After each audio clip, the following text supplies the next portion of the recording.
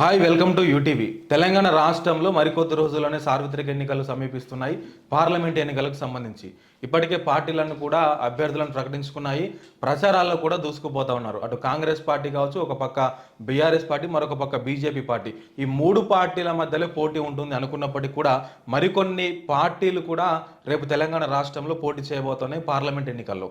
So దానికి సంబంధించి ఇప్పటికే కొత్త పార్టీలన్నీ కూడా మనకు తెలుస్తూ ఉన్నాయి. దాదాపుగా వారు కూడా ప్రచారాల్లో శరవేగంగా దూసుకుపోతున్నారు. ప్రస్తుతానికి నా ముందు కొన్ని విషయాలు మాట్లాడడానికి పీపుల్ ప్రొటెక్షన్ పార్టీ రాష్ట్ర అధ్యక్షులు సదానంద రెడ్డి గారు నా ముందున్నారు. వారిని అడిగి ఇంకొన్ని విషయాలు, వారి పార్టీకి సంబంధించిన విషయాలు కావచ్చు, కొన్ని తెలంగాణ రాష్ట్ర రాజకీయాలకు సంబంధించి కావచ్చు, ఇంకొన్ని సామాజిక అంశాల మీద కూడా వారితో మనం మాట్లాడేటువంటి ప్రయత్నం చేద్దాం. సార్ నమస్తే.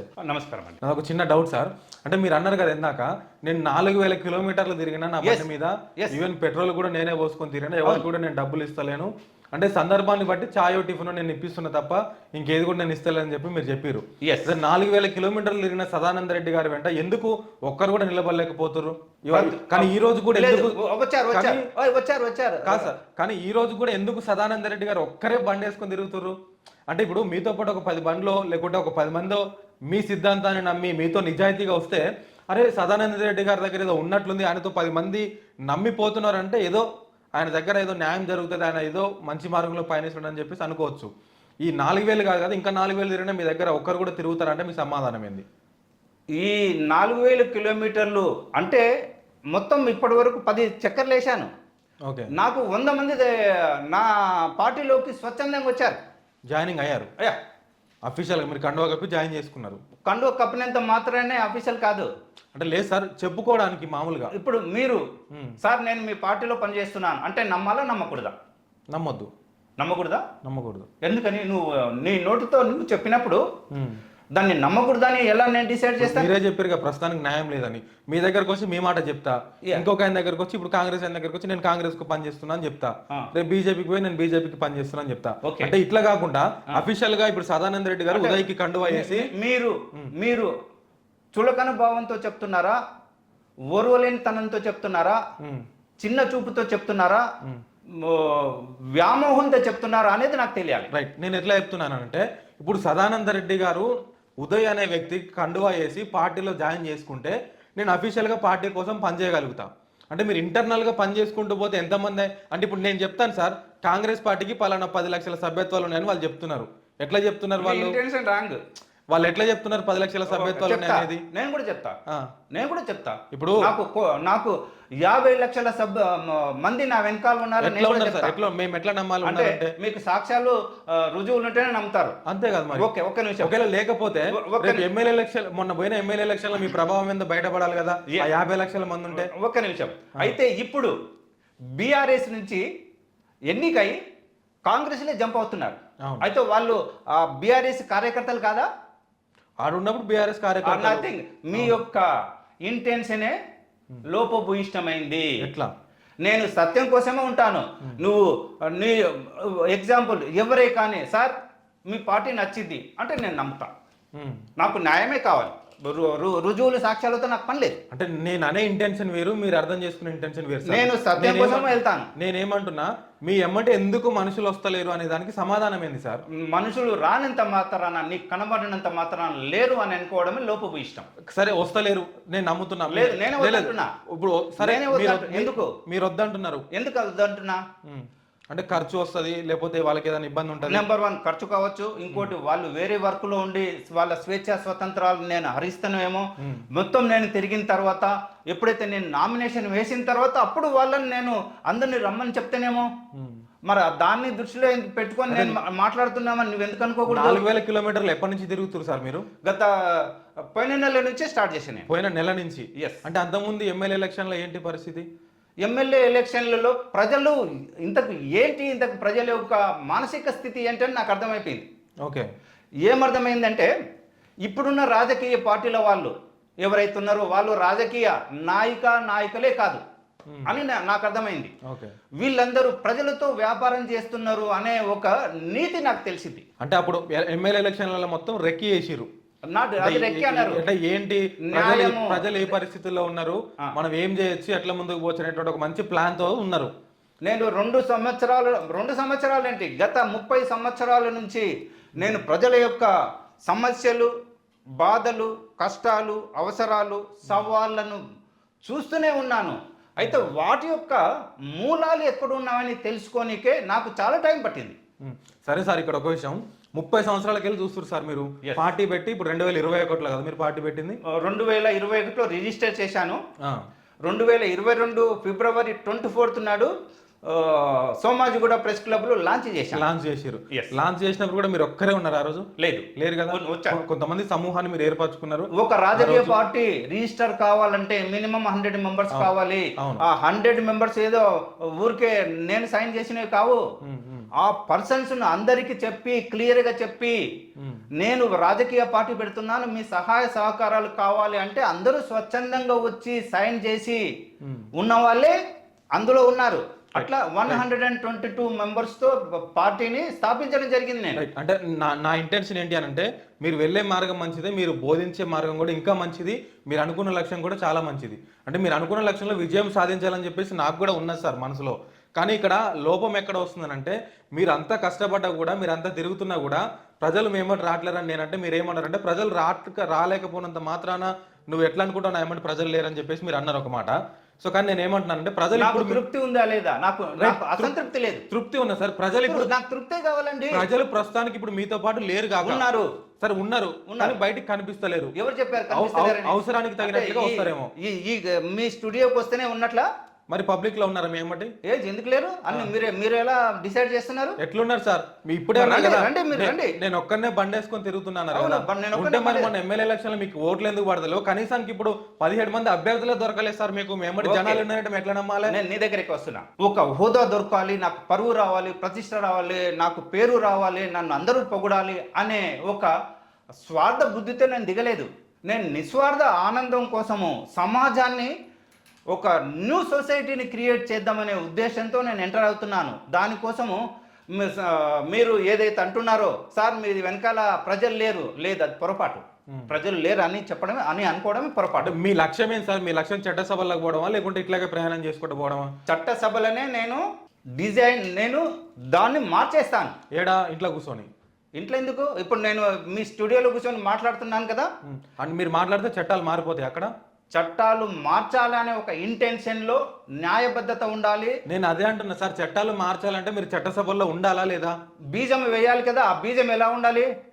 బీజము అసత్యంతో ఉండాలా, సత్యంతో ఉండాలా? సత్యంతో ఉండాలి. సత్యంతో ఉండాలన్నప్పుడు ఎందుకు సంయమనాన్ని పాటించకూడదు? పాటించాలి సార్. సంయమనంతో పాటు వివేకం, విచక్షణ లేకపోతే అది సాధ్యపడదు. అవును, అంటే మీ లక్ష్యం చట్టసభల్లో ఉండాలి అనేది నాకు స్పష్టంగా అర్థమైంది. చట్టసభలోనే మార్చడానికి వస్తున్నా. రైట్.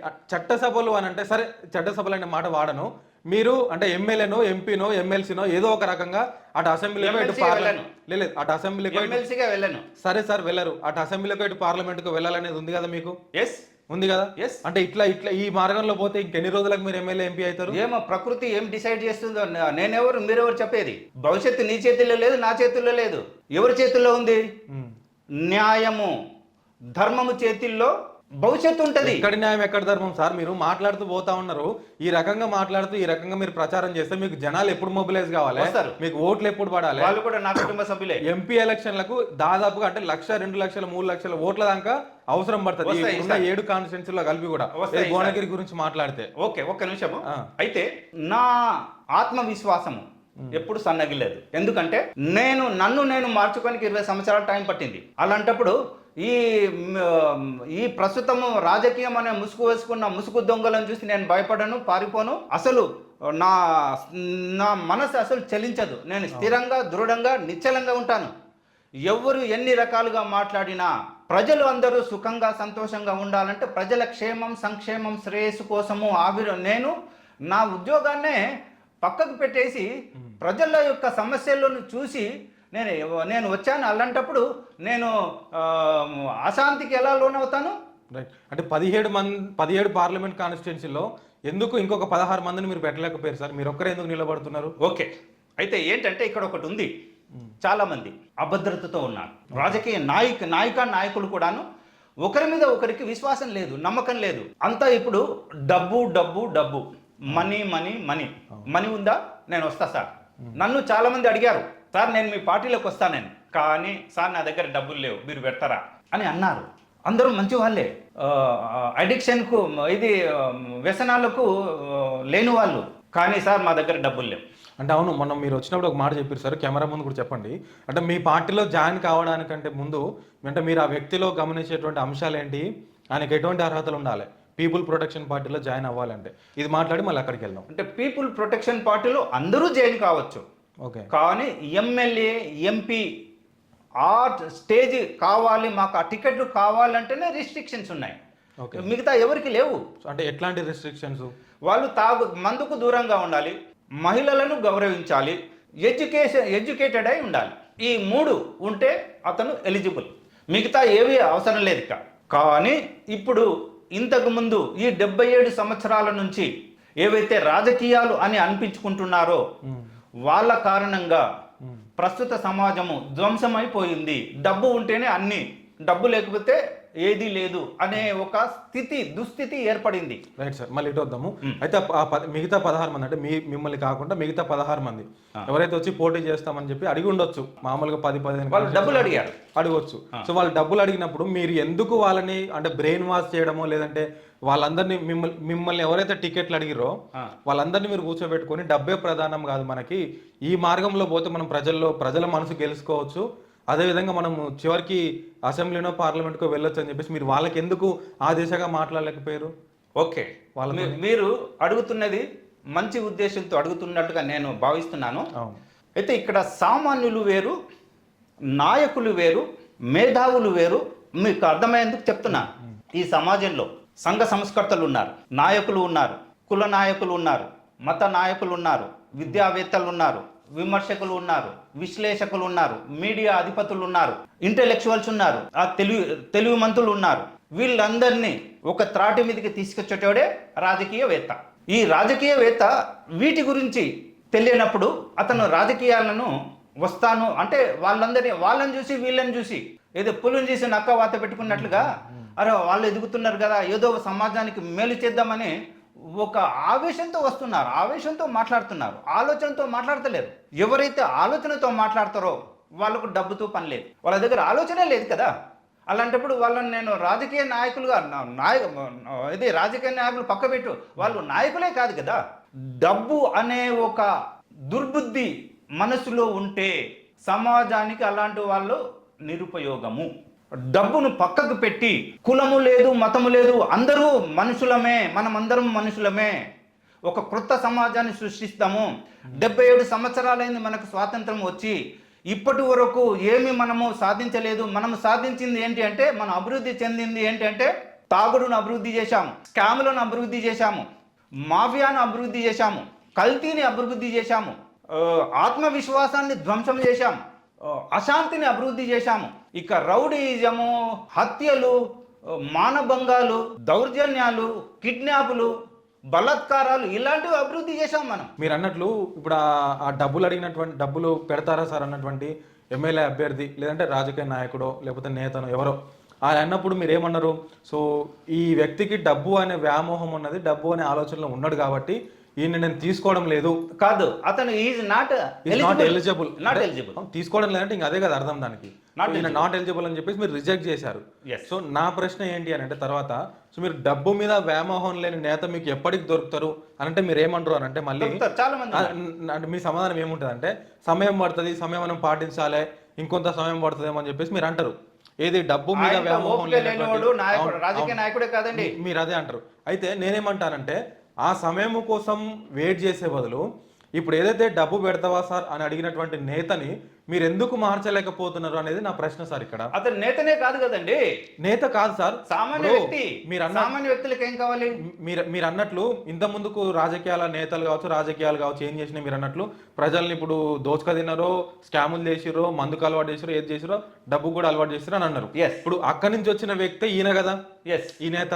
సో ఇప్పుడు ఏం చేస్తుండే ఆయన కూడా అదే ఇంటెన్షన్ తోని సదానంద రెడ్డి గారు కూడా డబ్బులు పెడతాడో ఏమో అని చెప్పేసి ఆయన ఒక రాయేసిండు మీ మీద. ఏమని సార్ నేను కూడా పోటీ చేస్తా, నాకు డబ్బులు పెట్టండి అని చెప్పేసి అన్నారు. కానీ నేను అందరిలాగా అట్లాంటి వ్యక్తిని కాదు, నేను డబ్బు పెట్టే వ్యక్తిని కాదు అని చెప్పేసి మీ వర్షన్ ఏదో మీరు చెప్పిరో చెప్పలేదో మొత్తానికి సరే చూద్దామని చెప్పేసి రిజెక్ట్ చేసిరు, పెండింగ్ పెట్టారు. అంతే. కానీ నా ఆలోచన ఏంటంటే ఆ వ్యక్తిని మీరు పట్టుకొచ్చి డబ్బు మీద ఆలోచన లేకుండా, డబ్బు మీద వ్యామోహం లేకుండా అసలు రాజకీయాలు ఇవి అని చెప్పేసి మీరు ఎందుకు ఆయనకు చెప్పేటువంటి ప్రయత్నం చేస్తలేరు అనేది నా ప్రశ్న. ఓకే, మీరు చెప్పలేదని ఓకే, నేను చెప్పినా చెప్పలేదా అనే విషయం మీరు చెప్పలే. నేను వాళ్ళకి చెప్పాను, ఈ పార్టీ డబ్బులు పెట్టడానికి డబ్బులు పంచడానికి రాలేదు. ఈ పార్టీ ప్రజలందరినీ ఆర్థికంగా, సామాజికంగా, రాజకీయంగా అభివృద్ధి చేయనికి వస్తుంది.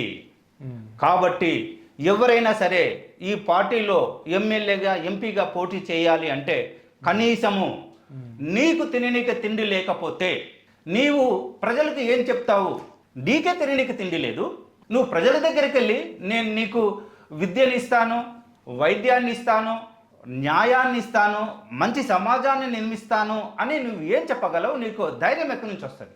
నీకు ఈ పూట గడిస్తే ఇంకో పూటకు తిననీకి తిండి లేదు, నీకే లేనప్పుడు ప్రజలకేమి ఇస్తావు? అంటే ఆయనకి ఏముండాలి? తిననీక తిండి, కనీసం తిననీక తిండి ఉండాలి కదా. అంటే తిననీక తిండి లేని వ్యక్తులు కూడా మీ దగ్గరకు వచ్చి టికెట్లు అడుగుతున్నారు. అట్లా కాదు, వాడు డబ్బులు అడగడమే ఇది మీనింగ్. తిననీక తిండి లేని వాళ్ళు మాత్రమే డబ్బులు అడుగుతారు.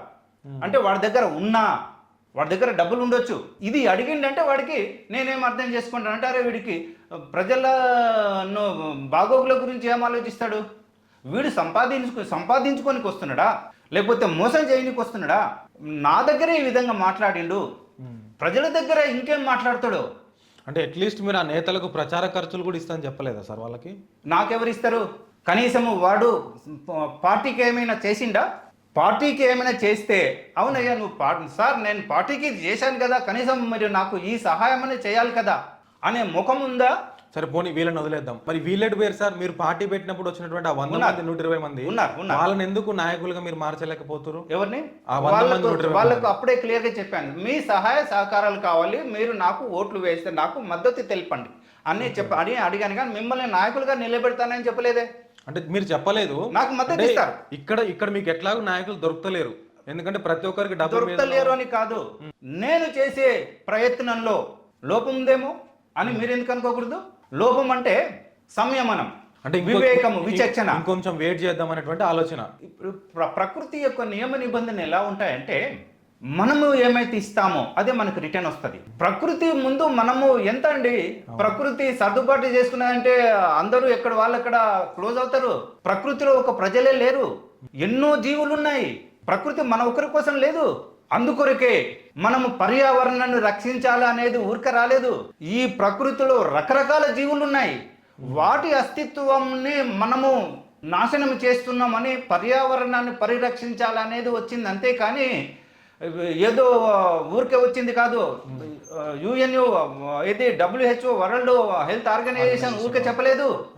ప్రపంచం మొత్తము పర్యావరణాన్ని క్షీణింపజేస్తే అన్ని జీవుల అస్తిత్వము ప్రశ్నార్థకంలో పడుతుంది అనే ఉద్దేశంతో పర్యావరణాన్ని రక్షించనీకే కొన్ని ప్రోగ్రామ్స్ చేస్తుంటది. అది మంచి కార్యము. కానీ చాలా మంది అంటే ఎవరో కాదు, రాజకీయ నాయకులు అంటే తల్లిదండ్రుల పాత్ర పోషించాలి. ప్రజలు తన సంతానం ఎవరికి? రాజకీయ నాయకులకు. ఒక కుటుంబానికి తల్లిదండ్రులు ఎట్లయితే తన సంతానాన్ని చూస్తారో, తన సంతానము చెడిపోవాలని ఎవరు చూడరు తల్లిదండ్రులు. నా సంతానము మంచిగా అభివృద్ధి చెందాలి, మంచి వాళ్ళు కావాలి, ఆదర్శవంతులు కావాలి, ఒక లెజెండ్ కావాలనే తల్లిదండ్రులు ఆలోచిస్తారు. కానీ ప్రస్తుతం రాజకీయము నాయకులు ప్రజలను ఆ విధంగా చూడాలి, అది చూడటం లేదు. తల్లిదండ్రుల పాత్ర పోషించట్లేదు. కాబట్టి తల్లిదండ్రుల పాత్రను పోషించనీకనే పీపుల్ ప్రొటెక్షన్ పార్టీ ఆవిర్భావం జరిగింది. ఇక్కడ ఒక చిన్న ప్రశ్న సార్, ఇప్పుడు సదానంద రెడ్డి గారు ఇంతగానం పోరాటం చేస్తున్నారు, ఏదో నేనేం చేయట్లేదు. ఏం చేస్తున్నారు మరి? నేనేం పోరాటం చేయట్లేదు. సమాజంలో నేను ఒక భాగాన్ని. కాబట్టి నా బాధ్యతలు, నేను నా స్వేచ్ఛ, స్వతంత్రం, హక్కుల గురించి మాట్లాడినప్పుడు మరి బాధ్యతల గురించి ఎవరు మాట్లాడాలి? నేనే మాట్లాడాలి. బాధ్యతలు మాట్లాడకపోతే నాకు అర్హత లేదు కదా. నాకు బాధ్యతలు, నాకు అర్హతలు కావాలంటే నేను ఇప్పుడు నాకు ఈ అర్హత ఉంది అని ధైర్యంగా చెప్పాలంటే నేను నా బాధ్యతలను మర్చిపోకూడదు. బాధ్యతలను మర్చిపోకుండా ప్రవర్తించినప్పుడే నాకు హక్కు ఉంటుంది. నేను బాధ్యతల గురించి గాలికి వదిలేసి నా హక్కులు అంటే అది పద్ధతి కాదు. సరే సార్, ఇప్పుడు ప్రస్తుతానికి ఇప్పుడు ఎలక్షన్ సీజన్ అయితే నడుస్తూ ఉంది. ఇప్పుడు కరెక్ట్. సదానంద రెడ్డి గారి తర్వాత వాట్ నెక్స్ట్ అంటే ఏం చెప్తారు? అంటే సదానంద రెడ్డి గారు ఆయన బాధ్యతలను గుర్తు చేస్తున్నాడా సమాజానికి, ఆయన బాధ్యతగా సమాజం కోసం పనిచేస్తున్నాడా తర్వాత విషయం పక్కన పెడితే, మీలాంటి వ్యక్తుల్ని లేదా మీలాంటి నాయకుల్ని మీరు ఎంతమందిని తయారు చేయగలుగుతారు? అంటే సంయమనం పాటించుదాం, అది 5 సంవత్సరాల 10 సంవత్సరాల 5 నెలల 5 రోజుల తర్వాత అందులో న్యాయబద్ధత ఉండాలి, స్వార్థం అదే ఉండకూడదు. పక్కన పెడితే మీరు అటువంటి వ్యక్తులను ఎంతమందిని తయారు చేయబోతున్నారు భవిష్యత్తులో అంటే ఏం చెప్తారు సార్? ప్రజలందరినీ తయారు చేయాలి. నేను ఏ ఒక్కరి గురించి ఇద్దరి గురించి రాలేదు.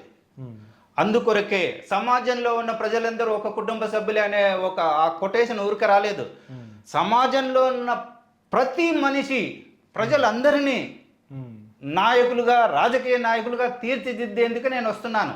రీజన్ ఏంటంటే ప్రతి ఒక్కరిలో అన్నీ ఉన్నాయి, ఇది లేదని చెప్పనికి లేదు.